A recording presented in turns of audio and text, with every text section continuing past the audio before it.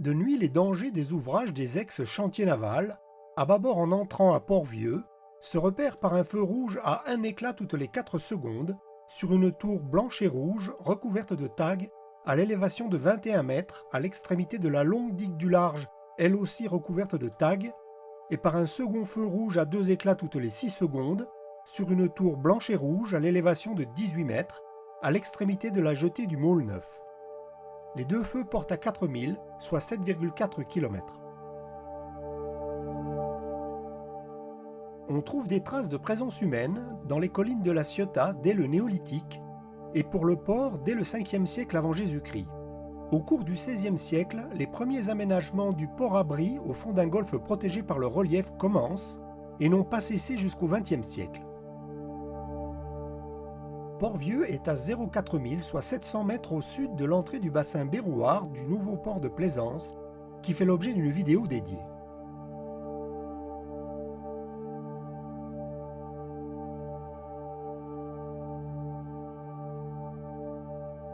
La marina de Port-Vieux, comme toutes les infrastructures aux alentours, sont gérées par la société publique locale, La Ciotat Shipyards. Elle peut accueillir 700 bateaux à flot, dont 40 visiteurs, pour des bateaux de longueur jusqu'à 40 mètres, les profondeurs variant de 3 à 8 mètres.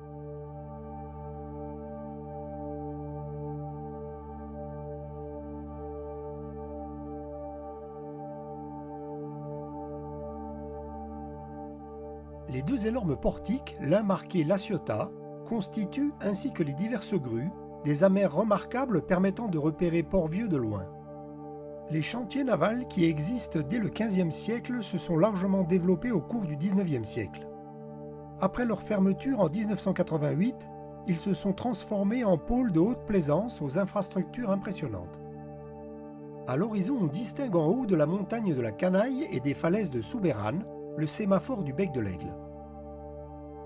De nuit, on repère l'entrée tribord de Port-Vieux par son feu vert isophase d'une période de 4 secondes sur une tour tronconique blanche coiffée de vert à l'élévation de 15 mètres, située sur le môle Berrouard qui porte à 9000, soit 16,7 km.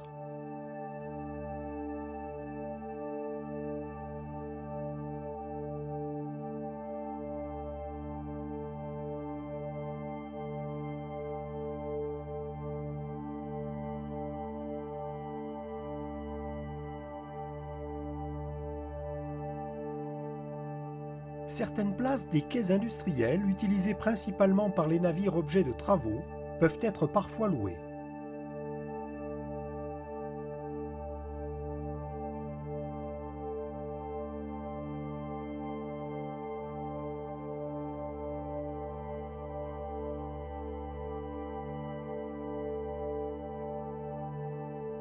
Les sanitaires, curieusement payants, accessibles par badge, sont juste derrière la capitainerie.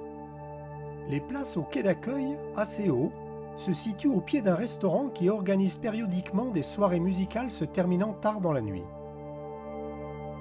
Port-Vieux est organisé en 11 pontons numérotés de 100 à 900 et 2 digues est et ouest, entourées de quais numérotés de 1 à 5. L'accès n'est pas sécurisé. Si le marché nocturne le long des quais est pittoresque, il participe aux nombreuses nuisances sonores, sirènes, badauds, scooters pétaradants, trafic, nettoyage matutinal, revers de la médaille d'une proximité avec le centre de la vieille ville, au demeurant fort pittoresque.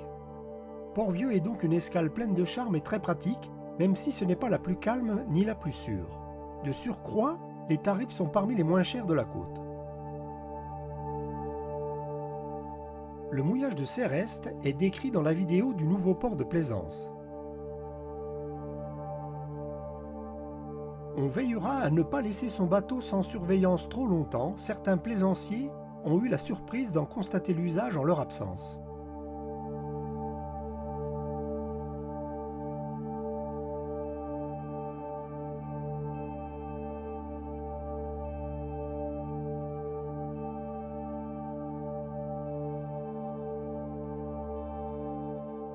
Des navettes touristiques desservent l'île verte qui fait l'objet d'une vidéo dédiée.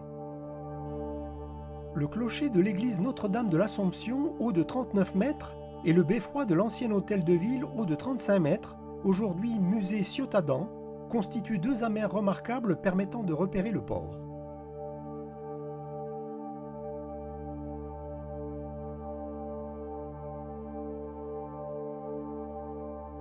Le port à sec peut accueillir 300 bateaux.